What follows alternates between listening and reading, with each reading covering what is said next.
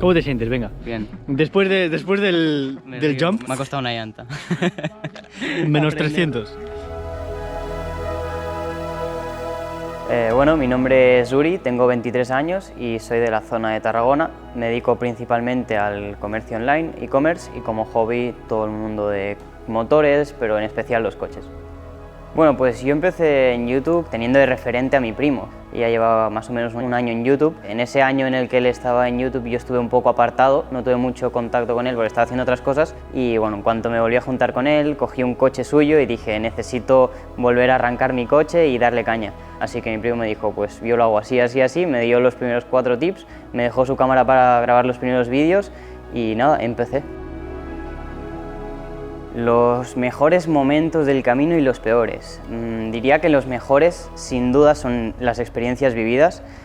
Poder estar grabando ahora mismo esto, haber conocido a personas del mundo, muchísimos de mis actuales amigos, viajes, como fue cuando fuimos a buscar el coche, entre muchísimas otras. Me quedaría con lo mejor, experiencias, y sobre lo peor... Es que no sé qué puede ser lo peor, es que hay cosillas, pero tampoco hay nada que me afecte muy exagerado.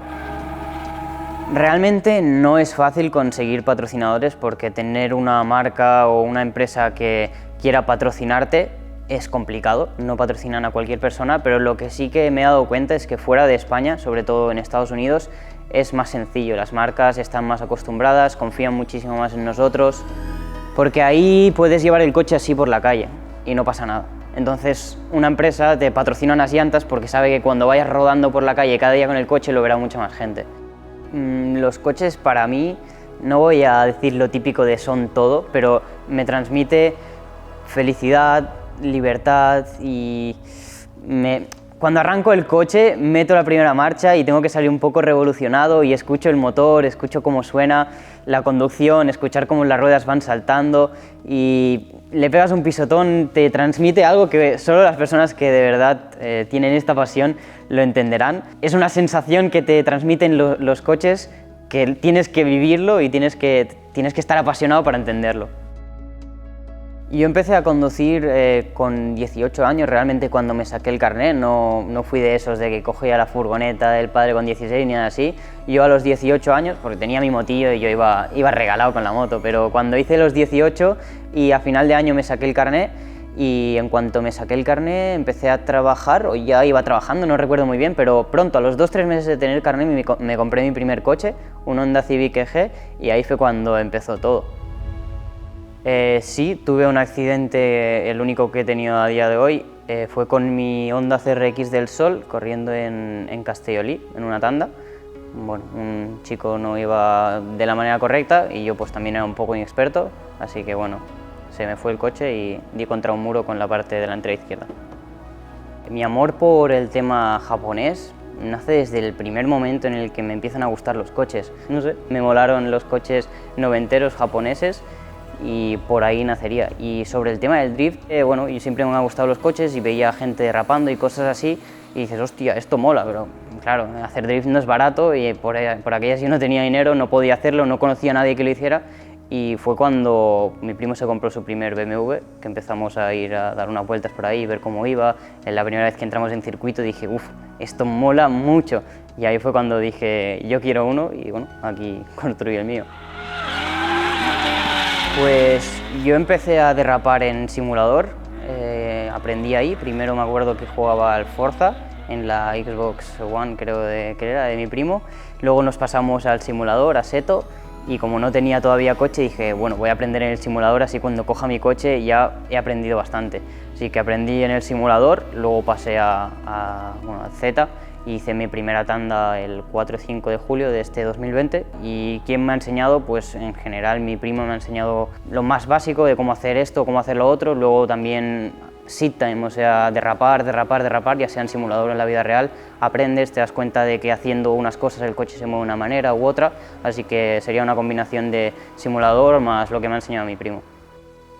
Bueno, una tanda de drift puede costar lo que tú quieras gastarte. Sé de personas como H que se van a derrapar con un Audi con 100 euros, que bueno, cogen el Audi, lo pasa a trasera, se coge las llantas de desguace, se baja al circuito, 45 euros de peaje, 20 de gasolina, luego 40 a correr y puedes derrapar desde 100 euros hasta 1000, 2000 en una carrera de un campeonato, como puede ser, o por ejemplo yo me suelo gastar entre 600 y 800 euros, bueno, entre 500 y 700 para ser más claro en una tanda. Ruedas nuevas, 300, 400 euros, gasolina, ponle 150, 200 euros, los viajes, derrapar ahí, la tanda, 100 y pico euros, hospedaje, comidas, y eso en el mejor de los casos, que luego no revientes nada y tengas que comprarlo, o sea, arreglarlo. A ver, tema street drifting.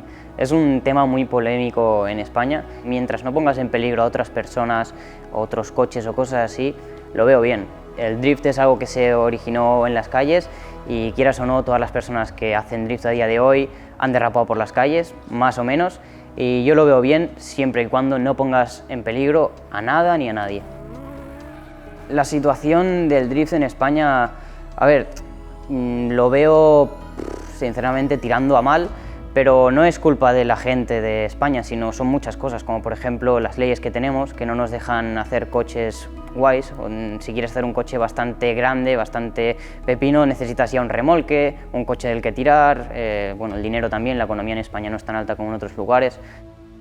La gente que organiza tandas dicen que es complicado organizarlas porque hay gente que no cuida los circuitos, gente que derrapa y derrapa hasta reventar el neumático y después de reventar el neumático sigue derrapando con la llanta, gente que tiene un coche que lo compra por 1000 euros, por ejemplo, le hace 4 cosas y va a reventarlo y un propietario de un circuito no quiere ver cómo un BMW está derrapando con una llanta de chapa en su asfalto. Que si me veía en el colegio dedicándome y haciendo lo que hago hoy, la verdad es que no. Yo me acuerdo que con 16 años, que fue cuando terminé la ESO, no sabía qué estudiar y dije, para estudiar cualquier grado medio y que no me guste y estar 2 años haciendo eso y luego tener que encasillarme más o menos por ese mundo, no hago nada. Y fue a los 18, 19 que empecé a conocer el mundo del emprendimiento. He probado muchísimas cosas, pero me di cuenta que ahí había buen dinero por hacer. Yo soy muy ambicioso y me gusta hacer muchísimo dinero para poder vivir tranquilo, ayudar a los míos y todo eso, así que a los 18, 19 fue cuando me di cuenta de qué es lo que quería hacer, que era emprender y hacer cosas grandes. Y no soy una persona que me ponga muchas metas de que diga necesito esto, sino que me considero que me gusta vivir la vida y pasármelo bien conforme la voy viviendo. Y por ejemplo, una meta que no tenía programada, pero que para mí es algo increíble y que a día de hoy estoy súper contento de haberlo hecho y haberlo conseguido, es ir a buscar este coche junto con el MR2 y el Miata. Es algo que nunca hubiese pensado que fuese a hacer, pero cuando lo estamos haciendo está diciendo wow, esto es gracias a YouTube, gracias a conocer a esta gente y gracias a que todo me va mejor ahora. Bueno, y una vez llegado aquí toca despedirnos, así que no olvidéis dejar un like si os ha molado el vídeo, comentar qué os ha parecido, suscribiros, activad la campanita.